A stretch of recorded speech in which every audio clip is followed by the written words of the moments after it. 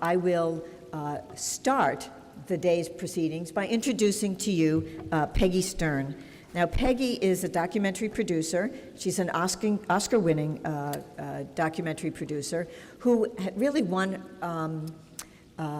real specialization is use of animation in documentaries. And she's been working with young people on a project called Dyslexiaville. And I'm going to ask Peggy to come up and talk about your project a little bit, show us your video, and tell us what you're doing about social emotional learning.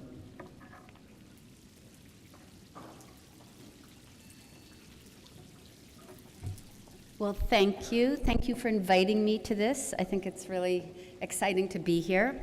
So yes, I'm dyslexic, and what is particularly exciting about being here is that when I was in elementary school more than 50 years ago, I thought I was absolutely the only child, probably not only in my school, but in the entire city who had dyslexia, because my grandmother was in the field. I was incredibly lucky, got identified very early, and would go to school where no one talked about it, no one knew what it was, no one was helping me, I didn't get extra time, there were no accommodations, and you can imagine that I was not having a great time. And then I was lucky enough to go to a tutor who, back all that while ago, already knew about Orton Gillingham, already was doing multisensory, and I worked for many years, lied to my friends about where I was going, and got a lot of help. But as we all know, it should not come down to luck, right? And so fast forward, I think that something that has changed because of all the work that people, I'm sure Decoding Dyslexia, people who might be here, Eye to Eye, which is here, schools like Kildonan. I mean, the playing field is very different than it was when I was in elementary school because, number one, I'll give you a little example, that when I decided that honestly, after I got the Academy Award, I knew that it was a push to do something about dyslexia because deep down I'd always felt like I have to do something to raise awareness. This is a subject so, dear to my heart. And I decided I wanted the cast of the web series that I was going to produce to be kids who were between the age of 7 and 12, who had to love to perform. They did not need to be professional, but they had to be willing to be open about having a learning disability, a learning difference. So it could be ADHD, dyslexia, but that was a criteria.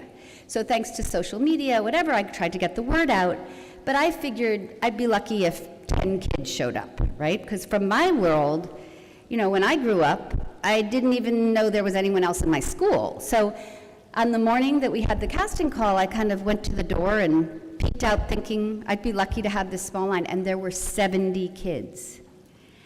And that is exciting, right? It's exciting because it's parents, it's all the people who have been constantly pushing to say that the word dyslexia is not, something that should be seen as a disease, and all of the things that I think many of you here probably already know. So that was thrilling.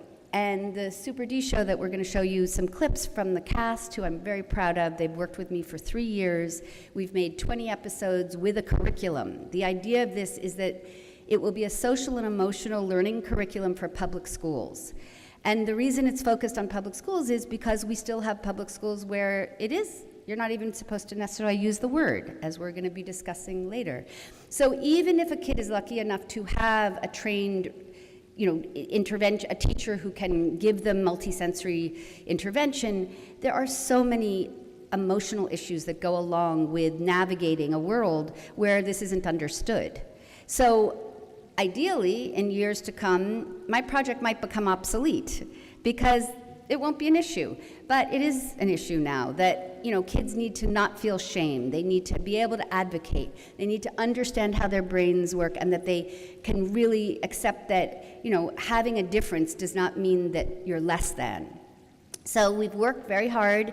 It's taken a while just because of funding and other things, but now we're really excited that we're testing in California, in Rhode Island, in New York. We're doing a sort of beta test because this is all delivered by the web so that it's accessible to anyone, anywhere.